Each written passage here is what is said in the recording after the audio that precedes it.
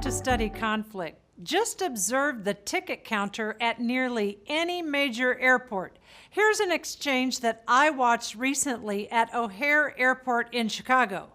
Customer, I have a problem with my ticket. I need to change my flight. Service rep, okay, sir, there will be a $500 change fee in addition to the cost of a new ticket less the amount you've already paid. Customer, that is ridiculous. When I bought this ticket, I was told I could change the flight without a fee. Service rep, I'm sorry, sir, for whoever told you that. It's not correct. I demand to speak to your manager. I am the manager.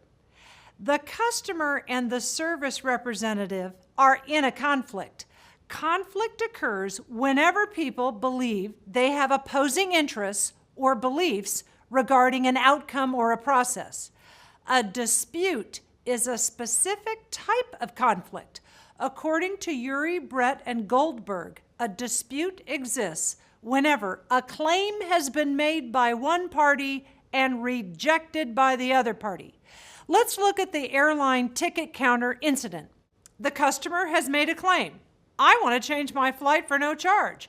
And the service rep has rejected that claim.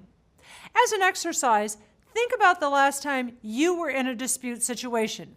You made a claim such as, that parking space is mine, or I submitted my report by the deadline, and the other party rejected that claim. We are going to use the interests, rights, and power model of disputes to analyze our own and the other's behavior. Let's define each one. A power move refers to any statement or behavior in which a person attempts to force or coerce another person. My favorite examples in negotiation are, take it or leave it, that's my last offer, or this is non-negotiable. Power moves are essentially threats. People demand a behavior and threaten to walk away or sue or escalate if the other party does not comply. Insults, obscenities, and demands are also uses of power. Let me ask you a question. If you use power in a negotiation, have you statistically increased or decreased the chances that the other party will use power with you? Research indicates that power is often reciprocated and encourages escalation. There are other disadvantages of using power. Most notably, the other party can call your bluff. For example, suppose you say, this is my final offer in a negotiation, when secretly that's not actually true. If the other party starts to walk away, then you have a face-saving dilemma. Namely, how do you get the other party back to the negotiation table and maintain your dignity? Let's talk about rights strategy. When negotiators justify their offers with an appeal to fair standards, legal precedent, past practice, customer service, and market conditions, this is rights. So, in our ticket counter example, the service rep used rights when he said the policy is to charge a $500 change fee.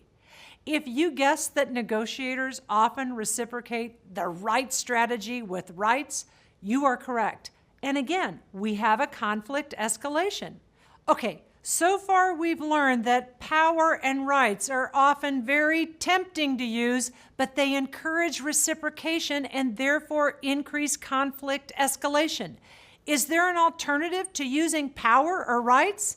Yes, the interest strategy refers to any behavior in which parties attempt to understand the needs and interests of the other party. When a customer says, I'm trying to change my ticket because my daughter is ill and I need to get home as soon as possible, this would be an example of interest. When negotiators use interests, they resist the urge to teach the other party a lesson or show them who's boss. When negotiators use interests, they separate the people from the problem. How might you attempt to change the conversation from rights and power to interests? First, ask why and why not questions. Second, Don't focus on a single option. Attempt to generate multiple options or courses of action. Finally, most important, reward and reciprocate the use of interests by the other party.